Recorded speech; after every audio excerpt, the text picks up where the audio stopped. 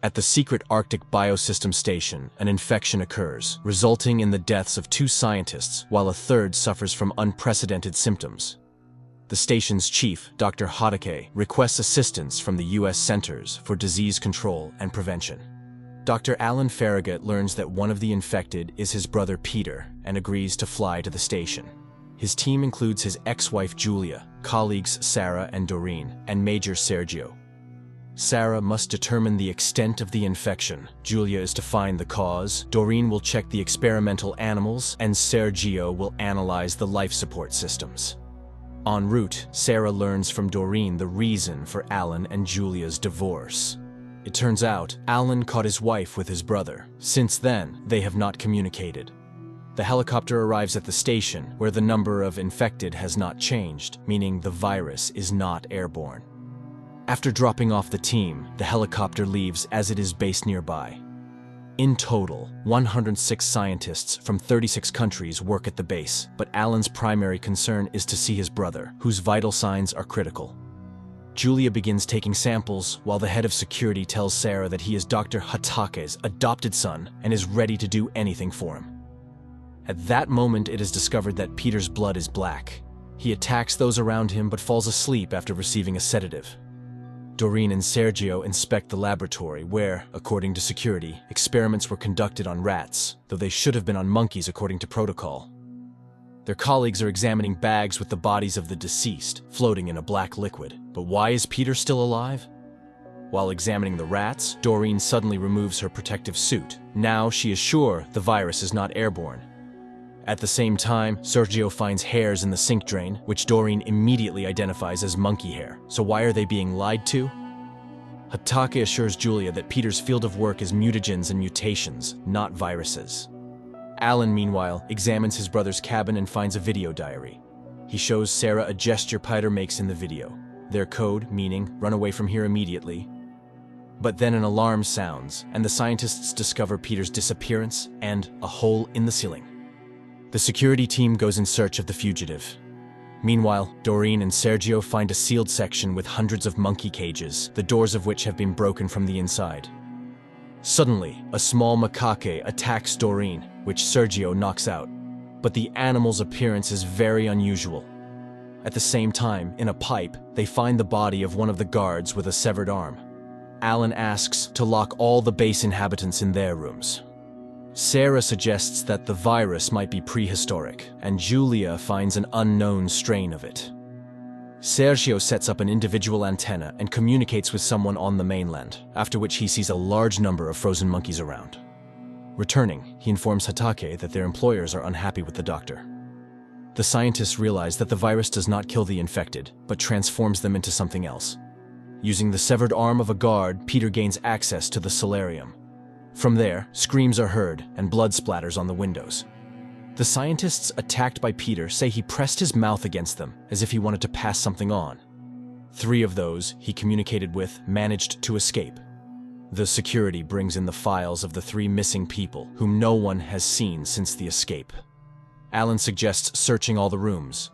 Doreen dissects the monkey and feels movement behind her, but sees no one, and Julia clearly hears sounds above the ceiling where Peter watches her.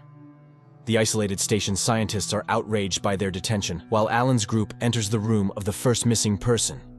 At the same time as she comes to Doreen and asks to be taken to the helicopter. Julia is reviewing laboratory video recordings and sees shelves with rats falling by themselves.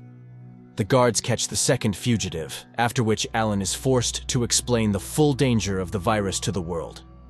He promises that his team will stay here until the problem is resolved. Sarah goes for medicine and is attacked by Peter, but she manages to close the doors, and he leaves without touching her. At this time, Julia is again inspecting Peter's laboratory to replicate the scientists' last experiments. Meanwhile, an infected woman attacks Doreen, but she manages to escape. Alan realizes that Peter was trying to get painkillers for himself, which means there is still something human in him. Sergio follows Peter's trail and encounters him in a pipe. Later, the unconscious man is pulled outside, but there are no visible signs of infection on him. Simultaneously, Julia repeats the experiments and witnesses the aggressive behavior of the vaccinated rats. Isolated scientists attack Sarah, demanding to be let outside. Alan removes his protective suit, proving his solidarity with them. Later, Julia suggests that the virus restructures the brain to create a perfect attack machine. Sergio catches one of the scientists preparing to escape, fearing to stay at the station. Unable to persuade the coward to return to base, the major kills him and hides the body in the snow. In the isolation ward, people deceive Sarah and break out. At this time, Alan confronts Hatake and demands the truth. After the scientist leaves, Hatake pulls out an album filled with photos of Julia. Then he removes his lenses and his eyes begin to glow. Julia is taking a shower and suddenly sees Peter reaching out to her with his lips. She tries to escape, but she can't. Later, Alan finds Julia and brings her to her senses, but she hides what happened. As he escorts her to her room, Alan encounters Peter, who asks his brother for help.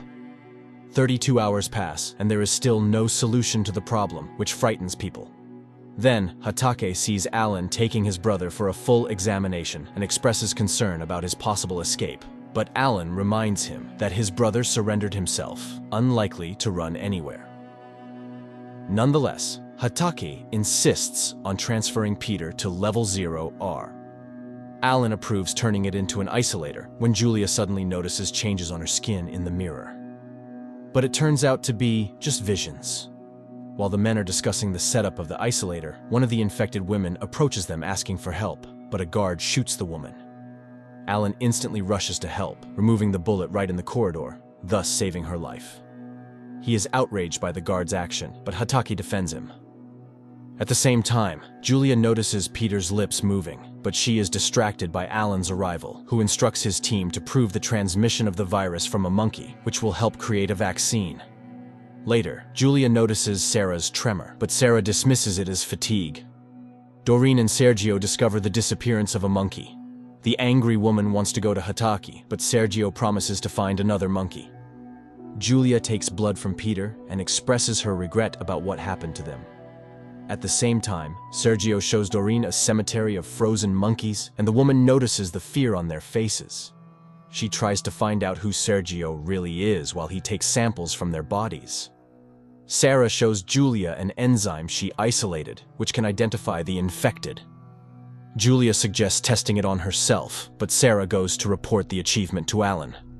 Then Julia conducts the test herself and finds nothing dangerous. At the same time, another escapee is found, demanding the drug Sodra created by his colleagues. But the scientist's colleagues refute his claims. Doreen investigates a fragment of another monkey's body, and suddenly the virus cells begin to rapidly proliferate. The woman manages to freeze the dangerous organism, and Sergio asks her not to tell anyone. Simultaneously, Alan demands Hatake provide data on Sodra, which supposedly destroys any virus with a 100% probability. But Hatake assures him that almost all the test animals died, meaning Sodra is a myth. Meanwhile, the scientists begin testing the station's inhabitants, discovering that 43 people are infected. They are kept in quarantine, but as they leave the isolation ward, the woman who was recently injured attacks the guards. Possessing incredible strength, she scatters the men and escapes. Julia starts suspecting Sarah of being infected, and Sarah conducts a test on herself. Seeing the negative result, Julia apologizes just as security reports the attack and death of their colleague at the hands of the escaped woman. Panic starts among the isolated. Then the dangerous woman attacks another guard, and seeing how she brings her face close to her victim, Julia remembers Peter's attack on her. The infected woman lunges at Julia and is killed by Alan's gunshot. Julia shows him her wounded palm with black blood. Later, Alan informs Hatake of his intention to ask for military assistance. Julia remembers her negative test and realizes it doesn't work. She plans to report this, but suddenly an explosion occurs and the internal communication is lost. The next day, people locked on Level R decide to stop the air purification system to gain freedom. Julia argues against this decision, and she is simply pushed out the door, where she suddenly sees a person in a gas mask beckoning her to follow. But turning the corner, she finds no one. It is discovered that the satellite dish is damaged by the explosion, and it's unknown who did it. Therefore, Hatake refuses to release the locked-in people, not wanting to risk the others. Doreen admits that she can't say for sure who infected whom, whether the monkey infected the human or the human infected the monkey. Meanwhile, Alan sees his brother suffering and asks the local doctor to give Peter Sodra. Although it hasn't been tested on humans, he agrees. At the same time, Hatake expresses his outrage to Sergio, who blew up the dish, but Sergio is ready to do anything to hide from the world that Hatake created a completely different virus than he claimed. At that moment, a message comes about the air filters being turned off. Hatake announces his wish to go down with a Daniel. Peter is injected Sodra, while Sergio confesses to Doreen that he is an agent of a special Pentagon unit, as it seems they created something like genetic weaponry here.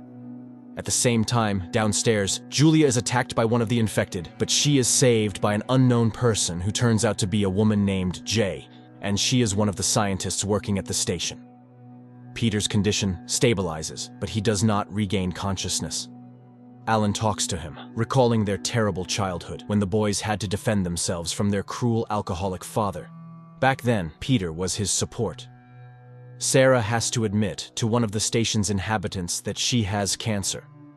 Doreen receives astonishing results. The virus is definitely man-made. Simultaneously, Peter suddenly regains consciousness, and Sarah confesses to Alan that the tests don't work. This means there are doubts about whether everyone on the lower level is sick. Hatake and Daniel descend a secret staircase. Peter assures Alan that he was engaged in sheer nonsense here, but then it turns out that Sodra had no effect. With his last strength, he admits that Hatake was very interested in Julia. He asks his brother for forgiveness and dies. Doctors manage to restart Peter's heart, but his brain activity is 0. Meanwhile, downstairs, Julia and Jay notice initials and drawings on the wall. Shocked, Julia recognizes her handwriting and drawing style, but she's never been here before. Hatake and Daniel find the group of isolated people at the purification devices and convince them to drop their weapons. After waiting for the devices to be turned on, Hatake suddenly pulls out a gun and kills all 3. Then he leaves, instructing the boy to remove the bodies.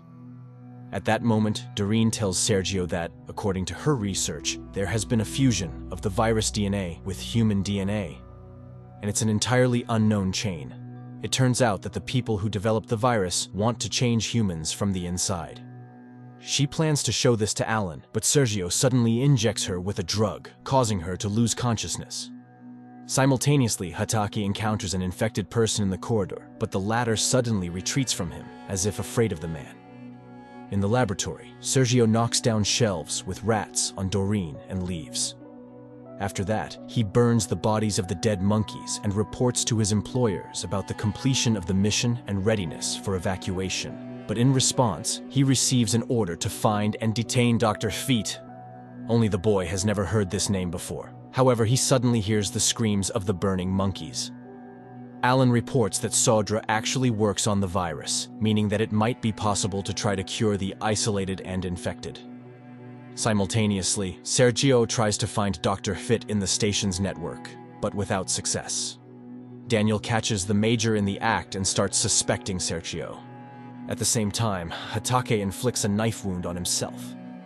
Meanwhile, on level R, Julia and Jay try to persuade people to let them inside, behind the safety of the doors, but the people are scared and refuse to open for them. Julia can't believe the reality of her drawings, as she is certain she has never been in this place. However, their conversation is interrupted by Hatake's appearance. Alan finds Doreen's body. Daniel suggests that the woman accidentally knocked the shelves over on herself, and the rats took advantage of it, but Alan is sure it was murder. He orders Dr. Deshawn to begin animal testing of Sodra. At this time, Hatake lies to the women, claiming he was attacked, and Julia agrees to escort him to the laboratory, though Jay is against it. Daniel and Alan go to review video recordings from Doreen's laboratory, but the files turn out to be damaged. At the same time, Sergio asks Dushan about Dr. Vitt, as they wrote a research paper together. But the scientist hasn't seen his colleague for a long time, reportedly because he developed an immunodeficiency and had to hide in a white room. The conversation is interrupted by Daniel, who accuses Sergio of killing Doreen and threatens that Alan will confirm this after the autopsy. At this time, Julia and Jay lead Hatake through an underground tunnel to the laboratory. Alan performs an autopsy on Doreen and finds a mark from an injection, which Sergio sees. Meanwhile, in the corridor, Julia is bandaging Hatake when they are attacked by an infected. Hatake manages to push Julia into a room and close the door, but Jay is left in the corridor. Simultaneously, Sergio tells Alan that Doreen had blood samples of a monkey given to her by Dr. Veit. Alan also starts looking for the unknown scientist, but Daniel doesn't know him and doesn't understand why Alan trusts Sergio so much. Hatake tells Julia that his daughter died in a fire. At the same time, Alan and Daniel search Sergio's room and find explosives and a satellite phone. In the last message, the Major reported that he had found Fit and requested confirmation of the evacuation time. Daniel heads outside, unaware that Sergio is following him. Dushan explains to Alan that the White Room refers to the Arctic. The scientist also hurries to the exit. There, Daniel reaches a place where Dr. Hvit's head is buried in a transparent globe. But when he picks it up, Sergio attacks, knocks out the guard, and takes the globe. Hatake and Julia emerge into the corridor, where they are attacked by an infected. However, Jay knocks him out in turn. Simultaneously, Alan leaves the station. Jay then explains that she managed to hide. Suddenly, she mocks Hatake's story about his daughter. Julia is shocked, as Jay wasn't with them and couldn't have heard about the dead girl. Julia suddenly realizes that there is no Jay. She is hallucinating. Alan meets Sergio and accuses him of killing Doreen, but Sergio hits the doctor and throws him away from the rope indicator. Alan manages to recover and find the rope. He reaches the station, while Sergio finds Daniel. He stabs him with a knife, removes his outer clothing, and leaves the Major in the cold. Then he returns Vit's head to its place. Julia unexpectedly encounters a girl with a doll in the corridor. Then Peter appears. Julia calls out to the girl, who turns around, scaring Julia with a black mouth. But this too turns out to be a hallucination. Alan prepares to go down to level R for Julia, as she is the only specialist in such viruses. Julia, meanwhile, is getting worse. But Hatake's wound heals surprisingly fast. He admits that he didn't want to scare Julia, so he didn't say that Jay wasn't real. But then Julia suddenly loses consciousness. Alan and Sarah prepare explosives and use it to open a way down, where they are attacked by the infected. They are forced to return. At the same time, Sergio regains consciousness in an unknown place, chained to a bed. A girl appears who turns out to be a police officer. She found him in the snow and brought him to a settlement. Meanwhile, under pressure from the scientist, Hatake admits to Alan that he developed a method of delivering medicine directly into the cell using the virus itself. This could help cure even incurable diseases, but Alan is sure that there's something inside the virus too, and sets off to find out. Daniel admits that he neutralized Sergio, which displeases Hatake because now his masters will surely come here. Sergio tries to free himself, as Anana demands answers about the station. She is convinced that illegal activities are being conducted there, but the Major refuses to answer. Julia wakes up in a room where the familiar girl is playing. Peter is also sitting nearby and advises Julia to ask the girl questions. The girl confesses that her name is also Julia, and they are in a house in Montana where she comes to spend the summer with her mother. The woman recognizes the place where she grew up. Alan and Sarah conduct experiments on the virus, and suddenly the substance begins to grow rapidly. The scientist has to freeze the unknown organism. It turns out that cold slows down the virus's action. They rush to Peter and surround his body with ice. Sarah remembers that there is a cryo laboratory on the lower level, and Alan hurries there. At this time, Sergio grabs Anana by the throat, trying to get free. Then the girl leads him to a wall with pictures of children who have disappeared in the area. Alan finds Dr. Adrian, who studies body freezing. He shows rats living in a cryo solution. Sergio manages to remove his handcuffs when he sees Anana greeting Daniel, who has come to her, but Sergio attacks him with a knife. The girl points a gun at him, not understanding what happened. Because this is her brother, Toluk. Anana shows him photos of her twin brothers, one of whom disappeared when he was only 4 years old. Julia discovers a festively set table where everyone who has been around her lately is sitting. She can't understand why they gathered in the house where she grew up. Simultaneously, Dr. Adrian injects cryo solution into Peter's lungs. He starts breathing the liquid. Hatake sees this and asks Daniel to show him Sergio's body, but it is not there. However, people see the lights of a helicopter, and an announcement about the arrival of the Illyria Corporation spreads through the station. Julia feels a headache and her eyes change color, becoming silvery. Alan, Sarah, and Hatake meet the arrivals led by Constance, the head of the Illyria department, who announces they have come to help. Alan first demands the return of Julia from the lower level, as she is the only specialist of her caliber. Constance asks Hatake for a private conversation during which she behaves very rudely. The leadership asks for two things: to make the virus and its cure, because the time has come to thin out the Earth's population. But the doctor only accomplished the first, which is meaningless without the second. Moreover, it turns out that there is a strain B, which turns people into monsters, and such was never discussed. Her people will extract Julia, after which all others will be destroyed. And Hatake knew about this from the beginning. Anana is driving Sergio to the station, and Alan confesses to Sarah that he does not trust Constance and does not want to show them the cure they found. Julia takes her blood and rejoices at the disappearance of the symptoms, but immediately experiences a severe headache when she looks in the mirror. Recovering, she bandages her eyes and confesses to the imaginary Peter that she will try to save the infected with her blood. She believes she sees him because her eyes have changed. The ghost suggests a solution. Maybe she is the first to be cured. At this time, Hatake looks at photos of Julia when Daniel tells him about Constance setting him against the master. Hatake asks him to help prevent anyone from reaching Julia. Anana and Sergio reach the station, where they are seen by Daniel. The girl throws herself at his neck and shows a photo of his twin brother, but Daniel does not believe the girl and orders Sergio to be taken away. Meanwhile, an infected breaks into Julia's room, but she tears off her bandages, and the monster, seeing her eyes, flees in fear. At this time, Hatake catches Constance in his office with Julia's photo in her hands. She wants to know why the woman is so important and plans to go down to the lower level herself, removing her lenses to reveal that she has the same silvery eyes. The woman gathers her people, and Alan also joins her team when he sees Sergio and rushes into a fight, which Constance stops.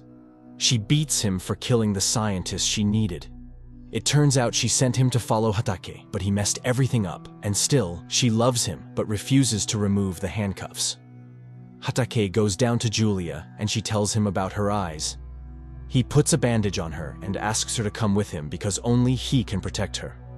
Constance orders everyone except Julia to be shot, and her team enters Level R, but the infected are too strong and fast, and there are too many of them.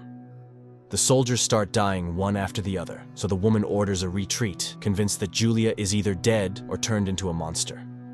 Daniel takes Anana to an office without cameras, and she again shows the photo of their family and talks about their parents and brother.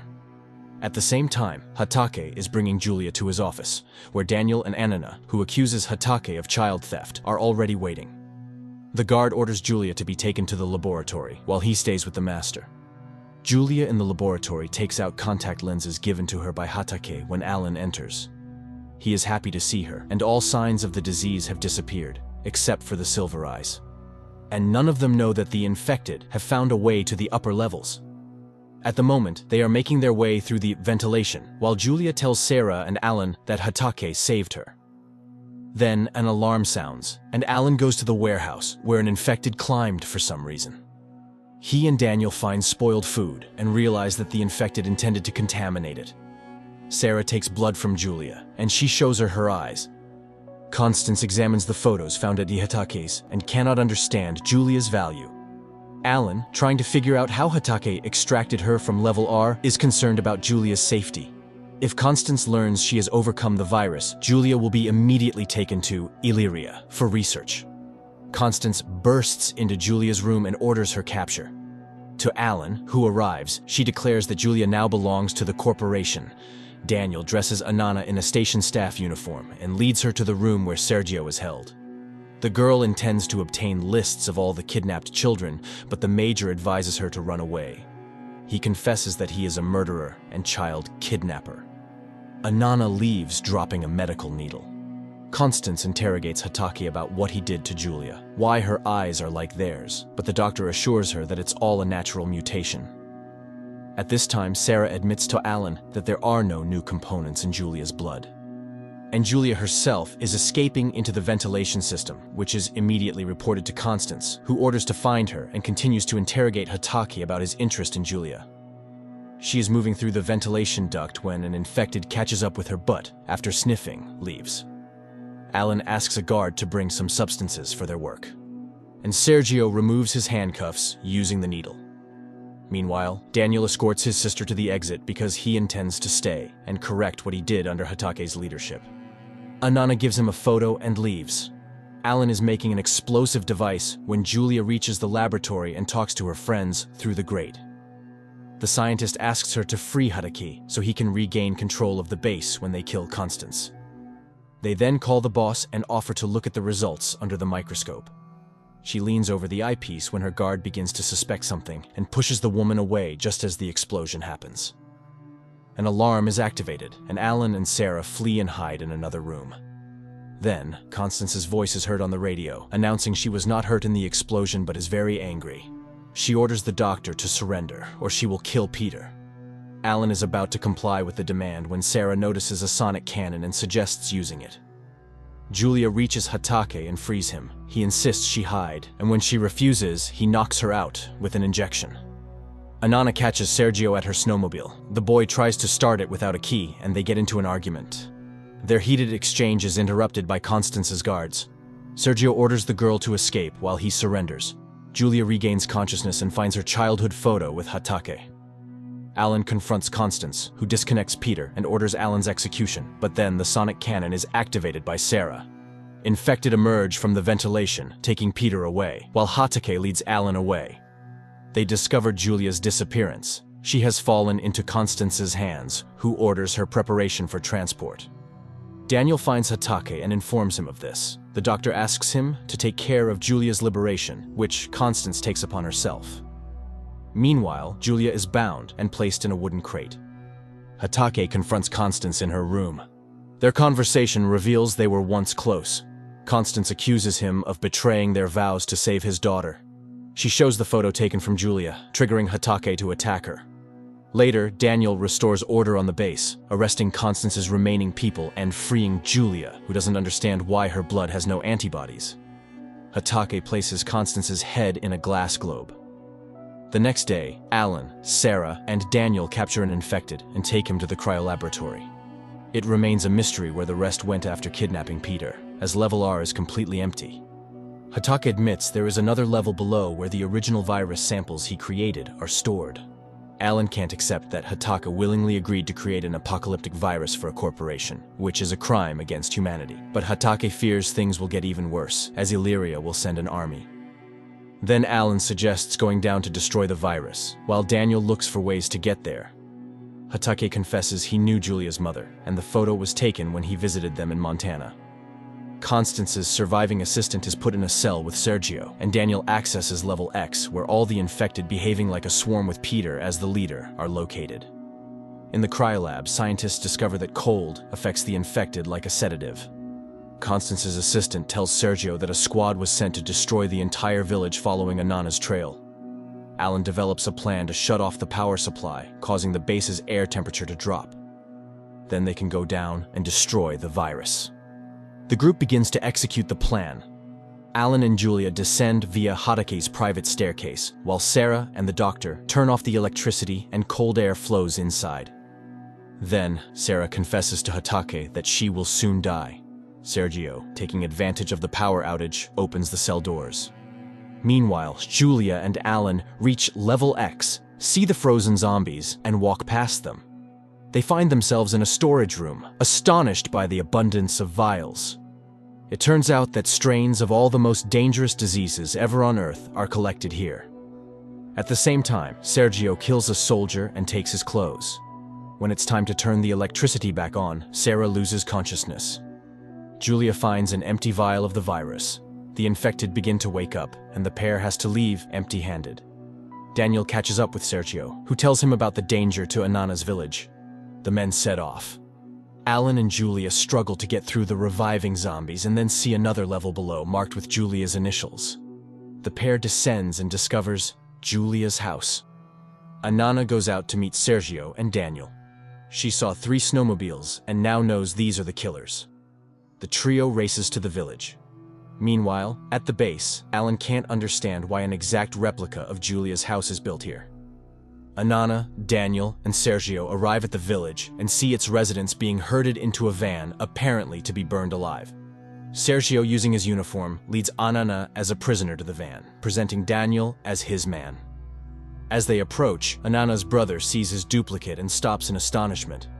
Daniel hits him and knocks him down in the snow. Hatake examines Sarah and finds surgery scars. Julia and Alan are surrounded by the infected, led by Peter. Julia steps forward and holds back the infected. In the village, soldiers douse the van with fuel, but then Sergio signals, and he, Anana, and Daniel shoot the soldiers. Julia and Alan reach Hatake's office, not understanding why the infected are afraid of her. In the village, the two brothers meet. Hatake announces Sarah's illness and is surprised that her boss didn't know about it. He is also astonished at the disappearance of the virus from storage. Sarah is connected to a life support machine. Later, Julia questions Hatake, who removes his lenses and finally admits that he is her father. Dr. Adrian hides the stolen virus in his bag and leaves the station. The next day, Alan prepares Sarah for tomography when Hatake tells Julia about her mother, who left the base after learning about the kidnapping of Eskimo children, who were given to childless families after experiments. Hatake had been following his daughter's achievements and was proud of her. Meanwhile, in the village, Sergio asks Anana to lead the people away because Illyria won't stop. At the base, Julia tells Alan everything she learned, and he rushes to Hatake. However, the doctor shows him camera footage of Adrian stealing the virus. The group discusses possible escape routes and realizes that the only option is an abandoned space listening station a few miles away. Julia and Alan go there, and upon arrival, they hear Adrian's radio communication with Illyria's leadership. They manage to take the virus and tie up the doctor. In the village, it's discovered that a snowmobile and one of the soldiers are missing. Daniel urges to speed up the evacuation, and he decides to return to the base to stop the Punishers.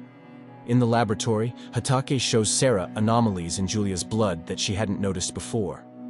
Julia broadcasts a radio message asking for help from the mainland, but at that moment, a shot is fired, killing Adrian. Alan and Julia manage to hide, but the unknown shooter destroys the radio station. He demands the virus, making the couple realize that they won't be allowed to leave alive. At the same time, Sarah records a video of her conclusions about the changes in Julia's DNA and plans to experiment on herself. Meanwhile, at the station, Alan finds an entrance to the basement, and they go down, hearing a voice. They are horrified to find a man with silver eyes, named Gunnar, chained up. He recognizes traits in Julia and informs her that she can live 4 days without water and 40 without food. They are reborn, and when they discovered these properties, they thought they had a gift. It turned out to be a curse of eternal life. Then, hearing noises from above, Alan decides to hide the virus in the basement. Sarah doesn't get to carry out her experiment and falls into a coma.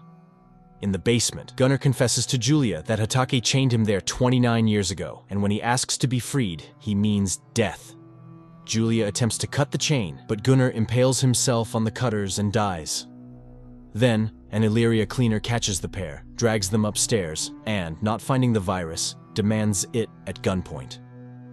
Unexpectedly, Daniel comes to their rescue.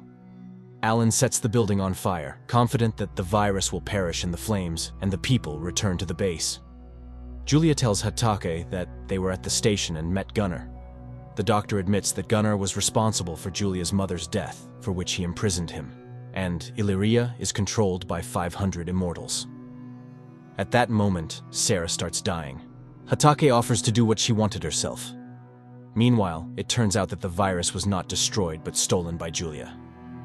The next day, Sarah receives a treatment made from Julia's spinal fluid, and her tumor begins to shrink. However, a new problem arises. The remaining uninfected people start disappearing, and Hatake, anticipating an attack from Illyria, decides to mine the station. Discussing the abductions, Alan concludes that the zombies are luring people using traps and baits, indicating their evolution and an impending attack with possible use of weapons. Hatake informs about mining the base and suggests blowing it up, then descending to a secret bunker on the lowest level. But while they prepare for evacuation, all remaining uninfected are hidden in the solarium, believing zombies can't get in there.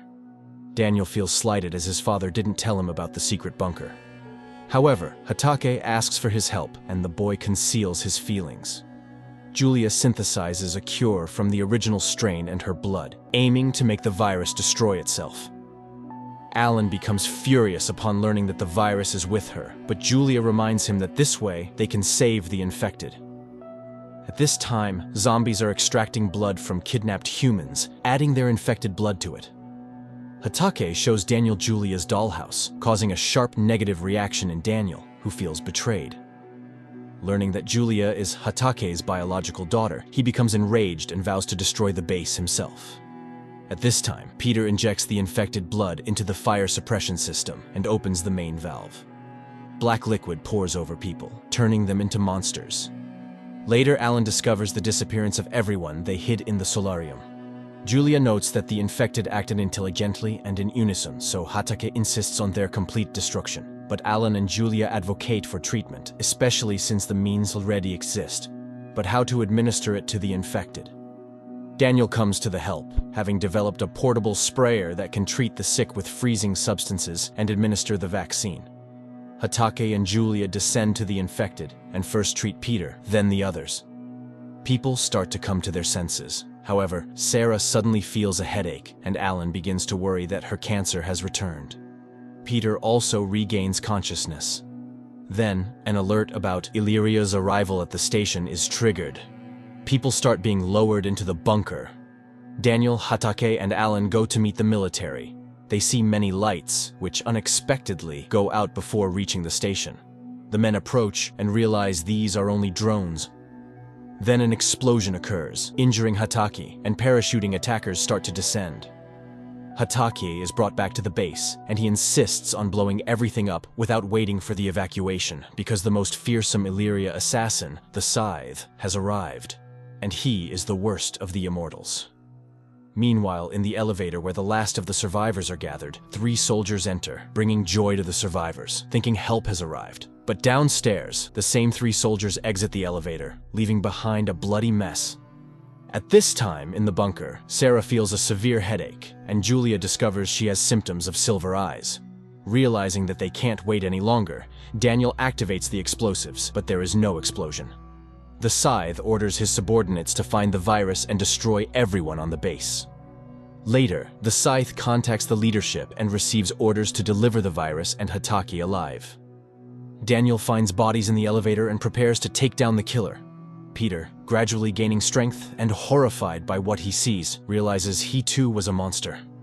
Alan proposes luring the killers out to deal with them. Below, Sarah, realizing she has become immortal after treatment, assesses the prospects of the next 1,000 years. She and Julia make plans, although they understand that they will outlive all their loved ones. Sergio evacuates the villagers, but Anana's brother doesn't trust the major. At the base, Hatake tells about Scythe, the most dreadful executioner of Illyria, despite his youthful appearance. Scythe, meanwhile, is monitoring Hatake's office. Suddenly, noise comes from a box brought by the killers, and Scythe orders the captive to be silenced, but the executioner is distracted by camera footage showing Hatake killing Constance, revealing that he is her son. Later, Scythe eavesdrops on a conversation in Hatake's office, where Alan announces they will go after the virus, while Daniel distracts the killers. In the village, Toluk orders Sergio to leave if he cares for Anana. Alan and Hatake reach the head cemetery, where a tube supposedly containing the virus is hidden in one of the capsules. They are stopped by Scythe and his subordinates, but it turns out to be a trap, catching only one assistant. Scythe and the other killer escape. An enraged Scythe rewatches the moment of his mother's murder and hears that Julia is Hatake's daughter. He cuts off the power and manages to kidnap her right from the elevator. Alan rushes to save her when Scythe sends them her finger, demanding Hatake surrender. The scientist announces his readiness to do so. Alan and Peter decide to neutralize Scythe by filling the ventilation with tear gas, allowing Hatake to extract Julia using a gas mask. Julia regains consciousness and finds an explosive device around her neck. Sarah discovers the disappearance of the virus vials and Daniel's absence, who informs Scythe that he has what's needed. Simultaneously, Alan and Peter reach the designated place, but Hatake suddenly refuses to follow the plan and surrenders. He begs Scythe to release his daughter, but Scythe shows him Julia and Daniel, forcing the father to choose between his daughter's life and his adopted son. The killer starts a countdown, and then Daniel sacrifices himself.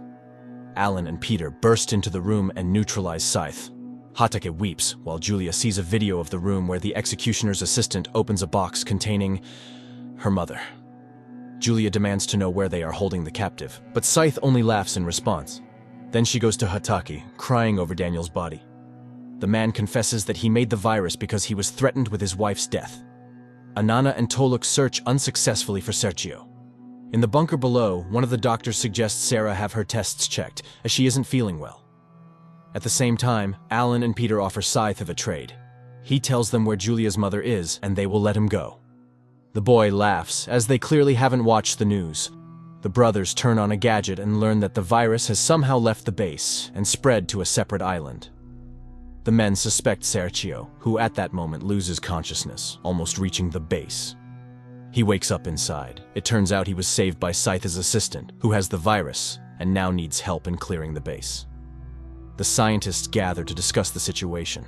It's clear that the island was chosen to demonstrate Illyria's power to the world, but having the cure, they can stop it. Alan, Julia, and Hatake go to the cell where Scythe's assistant and Sergio are, but the Major neutralizes the killer. Learning that Julia's mother is in the box, the boy allows her to open it. He denies his involvement in infecting the island and demands a full list of children kidnapped by Hatake in exchange for the virus, which he now has. He kills Scythe's assistant, showing he doesn't work for Illyria. The doctor takes Sarah's samples, and she runs away, fearing her cancer has returned. Hatake dictates the list of kidnapped children, knowing and remembering each one, while Julia frees her mother. Sergio writes the names and returns the virus and cure, while Peter confronts Scythe, who reminds him of all his failures, including that Julia chose his brother. The man grabs a knife and releases the killer. It turns out he has been working for Illyria all along and was the one who took the virus off the base. Scythe knocks him out. Julia's mother recognizes her daughter. Her mind is intact, unlike her body. She confesses she loved her husband deeply. At that moment, Hatake appears and kisses his newly found wife. Then an intrusion alarm sounds.